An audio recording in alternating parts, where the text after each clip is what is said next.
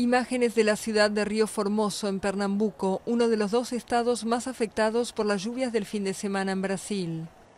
La inundación destruyó el hospital y la maternidad municipal. Las lluvias han afectado sobre todo los estados de Pernambuco y Alagoas, en el nordeste del país. Unas 50.000 personas tuvieron que abandonar sus casas tras el temporal que dejó al menos 6 muertos, según datos actualizados el martes por los gobiernos locales. Las fuertes lluvias provocaron inundaciones y deslizamientos de terreno y dañaron 11 sistemas de abastecimiento de agua en Pernambuco, afectando el suministro de más de 2 millones de personas. Las autoridades han declarado el estado de calamidad pública en 15 municipios de Pernambuco y en 27 ciudades de Alagoas.